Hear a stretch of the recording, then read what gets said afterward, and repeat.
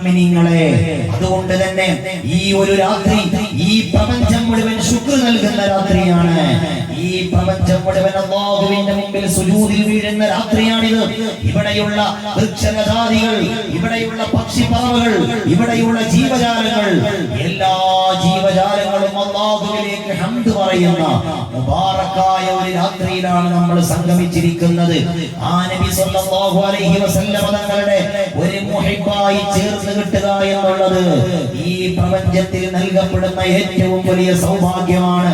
പ്രിയമുള്ള മുഅ്മിനീങ്ങളെ, മദീന മലർവാടിയോടുള്ള അനുരാഗം വിശ്വാസികളുടെ കൽബിൽ ഉണ്ടായത് എങ്ങനെയാണ്? മുത്തുനബി സല്ലല്ലാഹു അലൈഹി വസല്ലം തങ്ങൾ സ്നേഹിച്ച ഒരു ഭൂമിയാണ് എന്നതുകൊണ്ടാണ്. എന്തുകൊണ്ടാണ് സയ്യിദന്മാരെ നമ്മൾ ബഹുമാനിക്കുന്നത്? ഹബീബായ മുത്തുനബി സല്ലല്ലാഹു അലൈഹി വസല്ലം തങ്ങളുടെ രക്തം സിരയിലൂടെ ഓടുന്നവരാണ് എന്നുള്ളതാണ്. എന്തുകൊണ്ടാണ് ഇൽമു പഠിച്ച പണ്ഡിത സമൂഹത്തെ നമ്മൾ ആദരിക്കുന്നത്? നബി സല്ലല്ലാഹു അലൈഹി വസല്ലം തങ്ങൾ പകർന്നു കൊടുത്ത വിജ്ഞാനത്തെ കടന്നു വരുന്ന സമൂഹത്തിന് നൽകേണ്ടവരാണ് എന്ന രൂപത്തിലാണ്. എന്തുകൊണ്ടാണ് പരിശുദ്ധ ഇങ്ങനെ ഈ പ്രപഞ്ചത്തിൽ നൽകപ്പെടുന്ന ബഹുമാനങ്ങളുടെ മുഴുവൻ മടക്കം നബി സല്ലല്ലാഹു അലൈഹി വസല്ലം തങ്ങളാകുന്ന നിഅമത്തിലേക്കാണ്. അതാണ് ഞാൻ മുൻപ് ഒരു പ്രസംഗത്തിൽ സൂചിപ്പിച്ചത്. ലോകത്തേക്ക് കടന്നു വന്ന മുഴുവൻ ഔലിയാക്കളും പറഞ്ഞത്, ഞങ്ങൾക്ക് ഈ പദവി എത്തിക്കപ്പെടാൻ കാരണം ഞങ്ങൾ ഒരു പ്രവാചകന്റെ കഥയിൽ ജീവിച്ചു എന്നുള്ളത് കൊണ്ടാണ്. പ്രിയമുള്ള മുഅ്മിനീങ്ങളെ, ഞാൻ പറഞ്ഞു വന്നത് ആ മുത്തുനബിയിലൂടെയല്ലാതെ ഈ പ്രപഞ്ചത്തിൽ ഒരാൾക്കും ഒന്നും കിട്ടിയിട്ടില്ല. അതാണ് വിശുദ്ധമായ ഇമാം ബൂസിരി തങ്ങൾ പറഞ്ഞത്.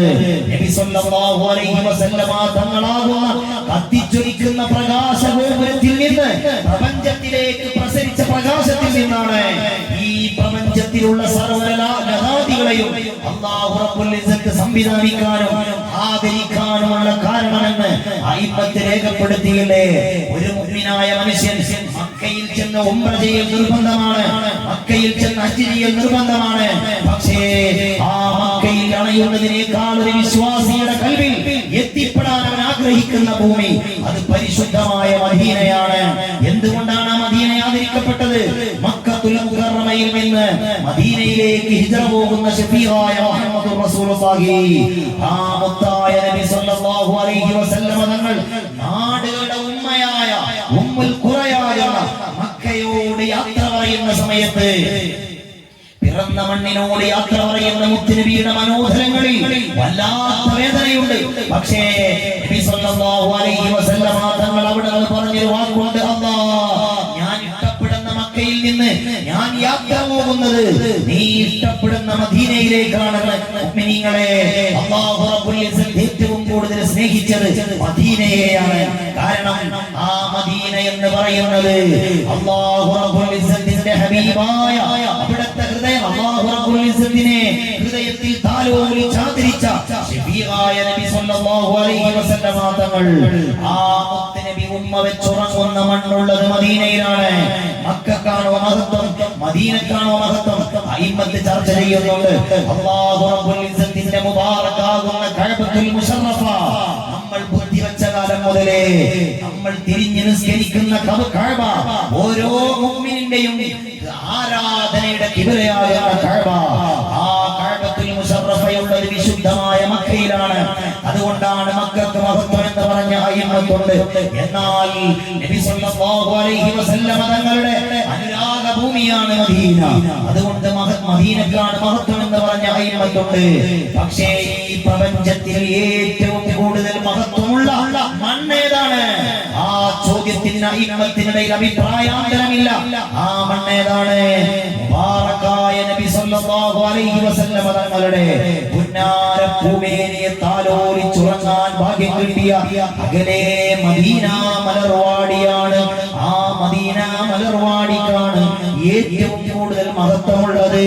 കാരണം അവിടുത്തെ ശരീരം കിടക്കുന്ന ഭൂമിയാകുന്ന ഹുജ്റത്തു ശരീഫയുള്ളത് മദീനയിലാണ്. അതുകൊണ്ട് തന്നെയാണ് അയിമ്മത്ത് പറഞ്ഞത് അഫ്ളലുൽ ബിഖാഇ അല തഹ്ഖീഖ്, പ്രപഞ്ചത്തിലെ ഏറ്റവും മഹത്വമുള്ള ഇടമെന്ന് പറയുന്നത് മുത്തായ തങ്ങൾ ഉമ്മ വെച്ചുറങ്ങുന്ന മദീനയിലെ ഹുജ്റത്തു ശരീഫയാണ്. അപ്പോൾ മദീനക്കാണ് മഹത്വം എന്ന് പറഞ്ഞ അതിന് തെളിവുദ്ധരിച്ചത് എല്ലാം നൽകപ്പെട്ടത് മുത്തുനബിയിലൂടെയല്ലേ. ആ ഹബീബായ തങ്ങളുടെ ഓമന ഭൂമിക്കാണ് ഏറ്റവും കൂടുതൽ മഹത്വമുള്ളത് എന്ന് അയിമ്മത്ത് എഴുതുകയാണ്. പ്രിയമുള്ള മുഅ്മിനീങ്ങളെ, ആ മദീന മലർവാടിയിൽ കിടന്ന് ഹബീബായ നബി സല്ലല്ലാഹു അലൈഹി വസല്ലം തങ്ങൾ ഈ മുബാറക്കായ രാത്രിയിൽ ലോകത്തിന്റെ നാനാദിക്കിൽ നിന്ന് അവിടുത്തെ പ്രണയം പറയുന്നത് തങ്ങൾ കാണുന്നുണ്ട്, അവിടുത്തെ അനുരാഗം പറയുന്നത് തങ്ങൾ കേൾക്കുന്നുണ്ട്. പ്രിയമുള്ളവരെ, ഇന്ന് നമുക്ക് ചർച്ച ചെയ്യാനുള്ളത്